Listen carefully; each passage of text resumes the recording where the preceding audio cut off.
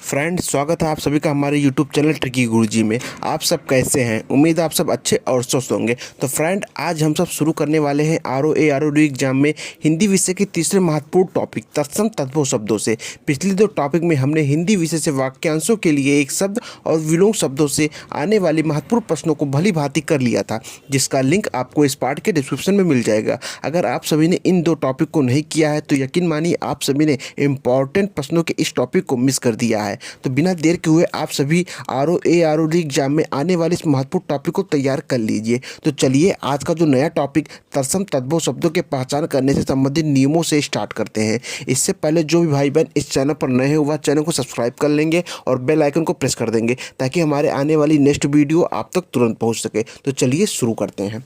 तो तत्सम और तद्भव शब्दों को पहचानने के समान नियम को जानते हैं। पहला नियम देखते हैं क्या कहता है। पहला नियम दिया है कि तत्सम शब्दों में श वर्ण का प्रयोग होता है, अर्थात जो तत्सम शब्द है उसमें श वर्ण का प्रयोग होता है, षटकोण वाली सा का प्रयोग किया जाता है, जबकि जो तद्भव शब्द है उसमें इस सा का प्रयोग किया जाता है। पहला नियम आपका यह कहता है कि अगर किसी भी शब्द में इस सा वर्ण का षटकोण वाले सा का प्रयोग किया जाए तो वह शब्द तत्सम होगा। चलिए दूसरे नियम की तरफ चलते हैं। दूसरा नियम देखते हैं क्या कहता है।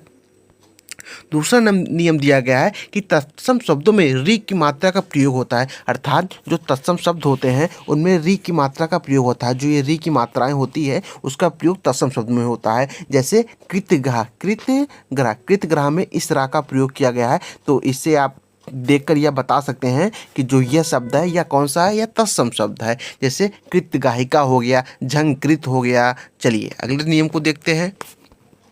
अगला नियम आपका कहता है कि तत्सम शब्दों में र की मात्रा का प्रयोग होता है। जैसे आम आम्र हो गया, तांबा का ताम्र हो गया। अर्थात जो तीसरा नियम कहता है कि जो तत्सम शब्द होते हैं इनमें र की मात्रा का प्रयोग होता है। जैसे शब्द है आम, तो ये आम आपका तद्भव शब्द है। बात की जाए इसका तत्सम क्या होगा, तो इसका तत्सम हो जाएगा आम्र। क्या हो जाएगा? आम्र इसका तत्सम हो जाएगा। माँ पे र की मात्रा का प्रयोग होगा जिससे आम्र में चेंज हो जाएगा, जो कि तद्भव और तत्सम कहलाएगा। आम्र तत्सम शब्द हो गया और आम इसका तद्भव शब्द हो गया। आम में जो ये र की मात्रा लग गई इससे यह तत्सम शब्द में बदल गया। चलिए चौथा नियम देखते हैं। चौथा नियम आपका दिया गया है कि तत्सम शब्दों में प्रायः र के स्थान पर रा वर्ण का प्रयोग होता है। जैसे अमचूर या आमचूर, अर्पण या अर्पण। अर्थात जो तत्सम शब्द दिए जाते हैं, चाहे किसी भी तत्सम शब्द दिए जाते हैं उसके जो चेंज करना होता है हमें तत्सम में किसी भी तद्भव शब्दों को, तो उसमें जो अगर आर का प्रयोग होता है तो यह किस में चेंज होता है, तो यह रा वर्ण में चेंज हो जाता है। किस में चेंज होता है? रा वर्ण में चेंज होता है। अर्थात जो ये रा वर्ण है ये आपस अपने आप में ही ये तत्सम है। क्या है? ये अपने आप में ही तत्सम शब्द तत्सम का वर्ण है। आखिर जैसे शब्द दिया गया है अमचूर, अगर एक शब्द दिया गया होगा अमचूर तो इसका तत्सम क्या हो जाएगा? इससे तत्सम हो जाए आम्रचूड़। क्या हो जाएगा? आम्र। पहला आम्र रा की मात्रा आम्र में लग गया और दूसरा चूर्ण जो ये रा में चेंज हुआ इससे ये तत्सम में बदल गया। तो आपको इस पॉइंट को भी देखना होगा कि जो तत्सम शब्द में जो रा होता है वह रा में चेंज हो जाता है। चलिए अगले प्रश्न को देखते हैं, अगले नियम को देखते हैं।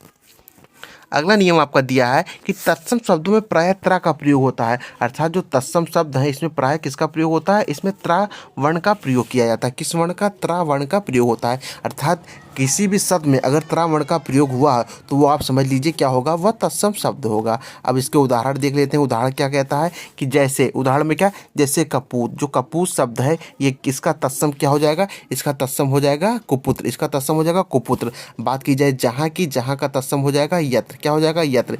बात की जाए चीता की, चीता का तत्सम हो जाएगा चित्रक। चलिए अगले नियम को देखते हैं। अगला नियम तत्सम का कहता है कि तत्सम शब्दों में प्रायः प्रा का प्रयोग होता है। अर्थात ये भी एक समानता ही नियम है कि इसको पहले मैंने डिनोट कर दिया था कि जो ये प्रा वर्ण है जिसमें ये रा की मात्रा लगी वह तत्सम होगी। जैसे यहाँ प्रिया दिया गया है तो प्रिया जो है इसका तत्सम क्या हो जाएगा? इसका तत्सम हो जाएगा प्रिय। क्या हो जाएगा? प्रिय। इसका तत्सम हो जाएगा प्रिय। ये रा लग गया, इसके रा की मात्रा जो लग गई इसकी वजह से जो इसका शब्द था वो पूरा चेंज हो गया। किस में चेंज होगा? ये तत्सम में चेंज हो गया। अगर बात कीजिए पिया का, तो पिया तद्भव शब्द है और इसका तत्सम क्या हो गया? इसका तत्सम रा की मात्रा लगने के कारण तत्सम में रूप में चेंज हो गया और यह हो गया प्रिय हो गया। चलिए अगले नियम को देखते हैं। अगला नियम आपका दिया गया है कि तत्सम शब्दों के पीछे छा वर्ण का प्रयोग किया जाता है। अर्थात तत्सम शब्द कोई दिया गया हो तो उसके पीछे छा वर्ण का प्रयोग होता है। अर्थात किसी भी तत्सम शब्द में अगर छा वर्ण का प्रयोग हो रहा है तो वह तत्सम कहलाएगा। जैसे अगर कोई वर्ड दिया गया पंछी, पंछी, तो पंछी दिया गया तो ये तद्भव हो जाएगा। जबकि इसका तत्सम पूछा जाए तो इसका तत्सम होगा पक्षी। क्या होगा? इसका तत्सम हो जाएगा पक्षी। अर्थात इस छा का प्रयोग तत्सम के लिए किया जाता है, जबकि इस छा का प्रयोग किसके लिए किया जाता है? तद्भव के लिए किया जाता है। चलिए अगले प्रश्न को देखते हैं, अगले नियम को देखते हैं।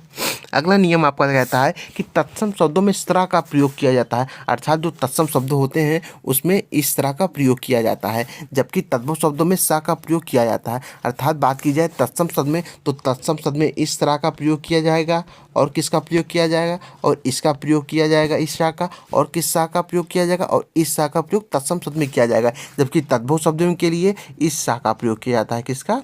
तद्भव के लिए इस सा का प्रयोग किया जाता है।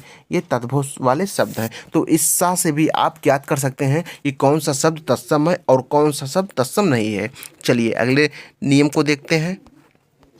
अगला नियम आपका कहता है कि तत्सम शब्दों में सा का प्रयोग किया जाता है। देखिए ही दिया गया जो तत्सम शब्द होते हैं उसमें इस सा का प्रयोग किया जाता है। चाहे ये सा हो, चाहे षटकोण वाला शा हो, और चाहे कौन सा सा हो, या चाहे ये श्रा हो, तो ये तत्सम शब्दों के लिए होता है। जबकि तद्भव शब्दों के लिए इस सा का प्रयोग होता है। चलिए उदाहरण भी देख लेते हैं। जैसे ये उदाहरण दिया गया अंश, और जैसे अंश और अंश दिया गया है तो अंश में जो ये तद्भव है जिसमें इस सा का प्रयोग किया गया है, और जबकि तत्सम के लिए इस सा का प्रयोग किया गया है। तो आप इससे भी ज्ञात कर सकते हैं कि जो तत्सम शब्द होता है उसमें इस सा का प्रयोग होता है, इसका प्रयोग होता है और इसका प्रयोग होता है, जबकि तद्भव के लिए इस सा का प्रयोग होता है। चलिए अगले नियम को देखते हैं। अगला नियम कहता है कि तत्सम शब्दों में वा का प्रयोग होता है और तद्भव शब्दों में बा का प्रयोग होता है। तो जो तत्सम शब्द होते हैं उसमें क्या? उसमें इस वर्ण का प्रयोग होता है। जो ये वाह है तत्सम में प्रयोग होता है, और जो कि वाह जो है तद्भव में हो तो ये बा बन जाता है। तद्भव में यही वाह बा बन जाता है। जैसे जो इसका उदाहरण है देख लीजिए। ऐसे बन और वन, बन शब्द क्या है? बन शब्द है तद्भव, जिसका इसका तत्सम वन हो जाएगा। चलिए अगले नियम को देखते हैं। अगला नियम आपका दिया गया है कि जिस शब्द में चंद्र बिंदु का प्रयोग हो वह निश्चय ही तद्भव शब्द होगा। अर्थात कोई भी शब्द में जिसमें चंद्र बिंदु का प्रयोग होता है वह क्या होता है? वह तद्भव शब्द होता है। तो चलिए इसके भी उदाहरण को देखते हैं। इसका उदाहरण दिया गया है जैसे चंद और चांद। क्या? चंद और चांद, जहाँ पर चंद्र शब्द तत्सम है और चांद इसका तद्भव हो जाएगा। दूसरा उदाहरण दिया गया मुख और मुंह। मुख आपका शब्द जो है यह क्या है? ये तत्सम है, जबकि मुंह क्या दिया गया? मुंह इसका तद्भव हो गया। तीसरा उदाहरण दिया गया दंत और दांत। जो दंत शब्द है ये आपका तत्सम है, जबकि जो दांत शब्द है ये आपका तद्भव शब्द हो गया। अर्थात जो तद्भव शब्द होते हैं उसमें चंद्र बिंदु का प्रयोग होता है। किसका प्रयोग होता है? उसमें चंद्र बिंदु का प्रयोग होता है। चलिए अगले नियम को देखते हैं। अगला नियम कहता है कि विसर्ग वाले शब्द तत्सम होते हैं। अर्थात वह शब्द या कोई भी शब्द जो विसर्ग के रूप में लिखे हों वो क्या होंगे? वह तत्सम होंगे। तो जैसे लिखा है आत्मना। क्या लिखा है? जैसे एक शब्द लिखा है आत्मना, आत्मना, तो आत्मना का तत्सम क्या हो जाएगा? आत्मना ये तत्सम शब्द है, तो इसका तद्भव क्या हो जाएगा? इसका तद्भव हो जाएगा अपना। क्या हो जाएगा? इसका तद्भव हो जाएगा अपना। ये विसर्ग है। अर्थात विसर्ग से बने हुआ कोई भी शब्द हो वह तत्सम कहलाएगा। जैसे एक है कापुना। क्या है? एक शब्द है कापुना। तो कापुना का तत्सम क्या हो जाएगा? कापुना का तद्भव क्या हो जाएगा? कापुना का तद्भव हो जाएगा कौन। कापुना का तद्भव हो जाएगा कौन। और कापुना क्या है? तत्सम शब्द है। अर्थात विसर्ग से बने हुआ कोई भी शब्द हो वह तत्सम कहलाएगा। चलिए अगले नियम को देखते हैं। अगला नियम देखते हैं क्या कहता है।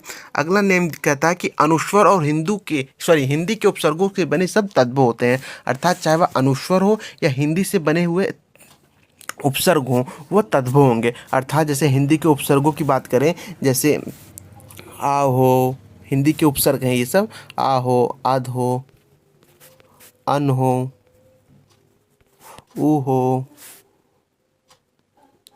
का हो। जैसे आ हो गया, अध हो गया, अन हो गया, ऊ हो गया, का हुआ। हिंदी के जो उपसर्ग होते हैं ये सब क्या होते हैं? ये होते हैं आपस में ही तद्भव होते हैं, मतलब अपने आप में ही ये तद्भव होते हैं। तो आपको इस की पॉइंट को भी देखना होगा कि अगर किसी भी शब्द के आगे आ लगा हो, अध लगा हो, अन लिखा हो, या ऊ लिखा हो, या का लिखा हो, या कु लिखा हो, या दी लिखा हो, या नी लिखा हो या बी लिखा हो, ये सब जो होते हैं ये सब हिंदी के उपसर्ग होते हैं। तो इनसे जो बने शब्द होते हैं वो तद्भव होते हैं। चलिए अगले नियम को देखते हैं। अगला नियम क्या कहता है? अगला नियम दिया गया है कि आपका कि तत्सम में ड़ा, छा, त्रा, ज्ञा तथा वा ध्वनियाँ आती हैं। देखिए ऊपर जो नियम दिया गया था वही आती है, जबकि तद्भव में वही ध्वनि ना, खा, टा, जा तथा बा बन जाती है। अर्थात बात की जाए जो तत्सम के जो ध्वनि होती है वो अड़ा ध्वनि तद्भव में क्या हो जाती है? तद्भव में वरना हो जाती है। बात की जाए छा ध्वनि तत्सम में क्या होती है? छा ध्वनि तो तत्सम में बनी होती है वह तद्भव में खा हो जाती है। क्या हो जाती है? खा हो जाती है। बात की जाए त्रा ध्वनि जो तत्सम में बनी होती है, कौन सी त्रा ध्वनि जो तत्सम में बनी होती है वह तद्भव में ता हो जाती है। और बात कीजिए ज्ञा ध्वनि जो तत्सम में बनी होती है वह तद्भव में क्या हो जाती है? वह जा हो जाती है। और बात कीजिए वा ध्वनि जो तत्सम में वा ध्वनि होती है और तद्भव में क्या हो जाती है? वह तद्भव में बा हो जाती है। तो यह आपका आखिरी नियम था तत्सम और तद्भव के पहचान करने का। अगर तत्सम तद्भव शब्दों के पहचान करने से संबंधित नियमों का यह सीरीज आपको पसंद आया हो तो इस पाठ को लाइक और अपने दोस्तों के मध्य शेयर जरूर कीजिएगा तथा तत्सम तद्भव से संबंधित जो हमारा अगला पाठ महत्वपूर्ण प्रश्नों से आएगा उसको आप जरूर देखिएगा। धन्यवाद।